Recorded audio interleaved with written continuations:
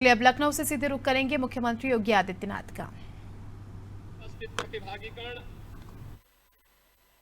उपस्थित भाइयों बहनों,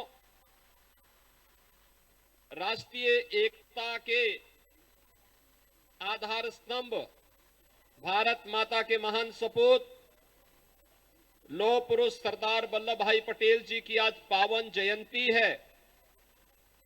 इस अवसर पर उनके प्रति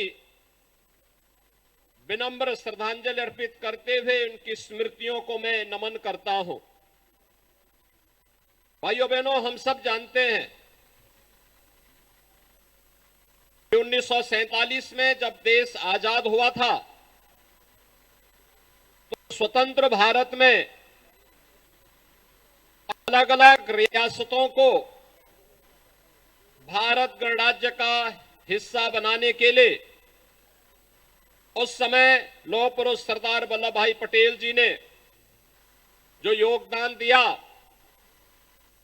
भले ही उनके कार्यकाल के दौरान उन्हें वह सम्मान तत्कालीन सरकारें न दे पाई हो, लेकिन 2014 में देश के यशस्वी प्रधानमंत्री श्री नरेंद्र मोदी जी ने सरदार वल्लभ भाई पटेल जी के प्रति श्रद्धा और सम्मान का भाव व्यक्त करते हुए भारत के नागरिक उनके प्रति कृतज्ञता ज्ञापित कर सके, इस दृष्टि से 31 अक्टूबर की तिथि को राष्ट्रीय एकता दिवस के रूप में आयोजित करना प्रारंभ किया।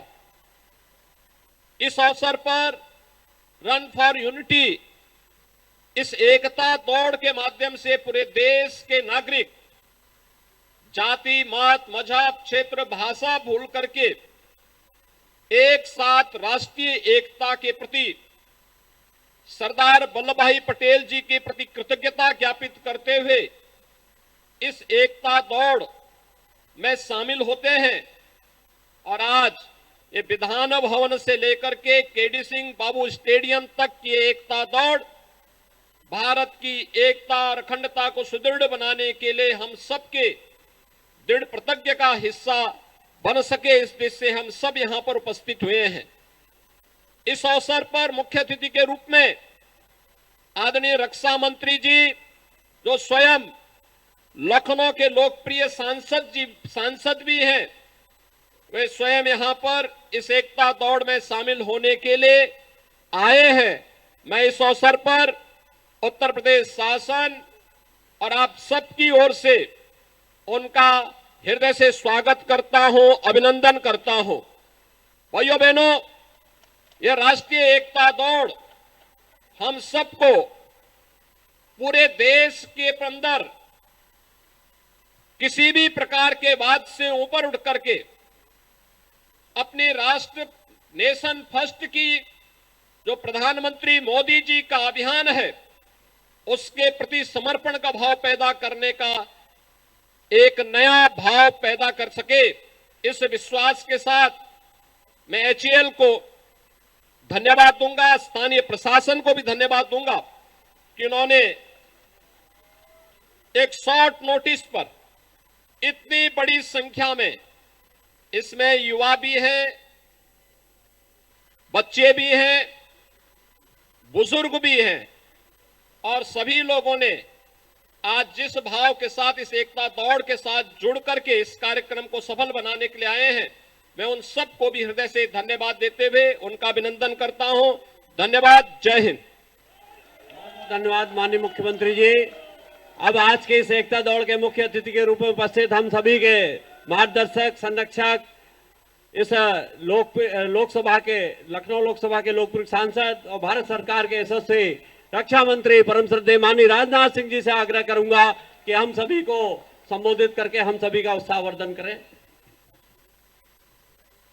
उत्तर प्रदेश के यशस्वी मुख्यमंत्री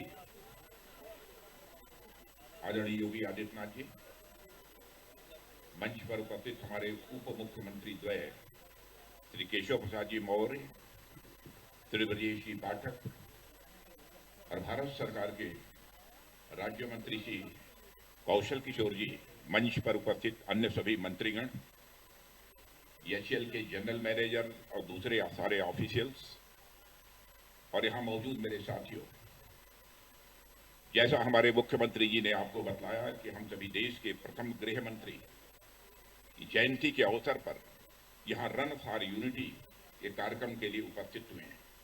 सारे देश में यह एकता दिवस के रूप में मनाया जा रहा है। आज के दिन जहां हम उनको याद कर रहे हैं और अपनी श्रद्धांजलि अर्पित कर रहे हैं, वहीं पर हमें उन सभी स्वतंत्रता सेनानियों और नेताओं का भी स्मरण करना चाहिए जिन्होंने कि भारत को आजाद कराने में और स्वतंत्र भारत के निर्माण में अपनी बहुत ही महत्वपूर्ण भूमिका का निर्वाह किया है। आज जब भारत 15 अगस्त 1947 को आजाद हुआ था तो वह 562 रियासतों में बटा हुआ भारत था। अंग्रेजों ने जानबूझकर रियासतों को विलय करने या अलग रहने का निर्णय करने का मौका दिया था। ऐसे में देश के गृह मंत्री के रूप में सरदार वल्लभ भाई पटेल ने एक जो भूमिका निभाई, उसके कारण भारत हमारा पूरा एक हो पाया। यह सरदार पटेल की दूरदर्शिता और उनकी कूटनीतिक एवं रणनीतिक क्षमता का ही परिणाम था कि भारत की एकता और अखंडता यह सुनिश्चित की जा सकी। आप सभी ने जूनागढ़ रियासत और निजाम शाही से जुड़ी घटनाओं के बारे में सुना होगा। सरदार पटेल ने इन दोनों रियासतों का भारत में विलय कराया। जम्मू कश्मीर के विलय का काम भी यदि सरदार पटेल को ही सौंपा गया होता तो संविधान की धारा 370 की समस्या किसी भी सूरत में सामने न आती और उसी समय समाप्त हो गई। कल्पना कीजिए यदि सरदार पटेल ने उस समय सूझबूझ और दृढ़ता का यह परिचय न दिया होता तो आज भारतवासियों को जूनागढ़ और हैदराबाद जाने के लिए वीजा और पासपोर्ट लेने की जरूरत पड़ती।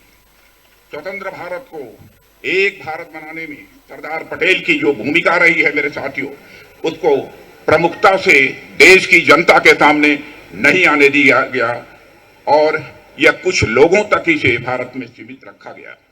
जबकि सरदार पटेल ने केवल एक भारत पर ही काम नहीं किया, बल्कि भारत को चलाने के लिए सिविल सर्विसेज जैसे स्टील फ्रेम का भी निर्माण यदि किसी ने किया है तो सरदार वल्लभ भाई पटेल ने किया है। पिछले लगभग 10 वर्षों में हम सरदार पटेल को वह सम्मान दिलाने का प्रयास कर रहे हैं जिसके वे हमेशा सच्चे हकदार रहे हैं। 2013 में मुझे याद है कि जिस समय आज के हमारे प्रधानमंत्री आदरणीय नरेंद्र मोदी जी प्रधानमंत्री के उम्मीदवार के रूप में घोषित हुए थे, उस वर्ष हमारी पार्टी ने भी यह कार्यक्रम आयोजित किया था और उस समय राष्ट्रीय ध्वज के रूप में राष्ट्रीय ध्वज को इस रन फॉर यूनिटी के कार्यक्रम के लिए हरी झंडी दिखाने का काम मैंने किया था। यह सौभाग्य मुझे प्राप्त हुआ था और आज 10 साल बाद मैं लखनऊ में बतौर रक्षा मंत्री इस रन फॉर यूनिटी के कार्यक्रम को मैं झंडी दिखा रहा हूं। यह रन फॉर यूनिटी का कार्यक्रम हर साल इसलिए आयोजित किया जा रहा है ताकि इस देश की युवा पीढ़ी सरदार पटेल के योगदान के महत्व को समझ सके और उनसे प्रेरणा लेकर भारत की एकता और अखंडता का संदेश लेकर जनता के बीच उनका संदेश पहुंचाए और उसको जगाए। प्रधानमंत्री श्री नरेंद्र मोदी जी ने गुजरात के केवड़िया में सरदार पटेल की 182 फीट ऊंची प्रतिमा को स्थापित कराया है और उसका नाम रखा है स्टैच्यू ऑफ यूनिटी। यह प्रतिमा न्यूयॉर्क के स्टैच्यू ऑफ लिबर्टी से भी बड़ी है और दुनिया की कोई भी प्रतिमा सरदार पटेल की इस प्रतिमा से बड़ी नहीं है। यह भी हम लोगों के लिए एक सौभाग्य का विषय है। मैं कई बार केवड़िया गया हूं, वह एक प्रेरणा स्थल है। आप लोगों को जानकर यह हर्ष होगा कि प्रेरणा स्थल होने के साथ साथ पर्यटन स्थल भी है और इसलिए आप लोग भी जब भी गुजरात जाएं, मैं आप लोगों से भी अपील करूंगा, आप सभी को स्टैच्यू ऑफ यूनिटी भी देखने के लिए जाना चाहिए। मेरे युवा साथियों, सरदार पटेल की जयंती एकजुटता के संकल्प का दिन है, एकता के संकल्प का दिन है और अखंडता बनाए रखने का संकल्प लेने का भी यह दिन है। इसलिए मैं आप सब लोगों को एकता का संकल्प भी लेने का आग्रह करूंगा। इस काम में सबसे बड़ी जिम्मेदारी देश के नौजवानों पर है। इसलिए प्रधानमंत्री मोदी जी चाहते हैं कि देश का युवा आगे आए और दृढ़ संकल्प के साथ नए भारत के निर्माण के लिए वह काम करे। आज प्रधानमंत्री जी युवाओं को एक मंच पर लाने के लिए मेरा युवा भारत अभियान भी लॉन्च करने जा रहे हैं। इस अभियान के अंतर्गत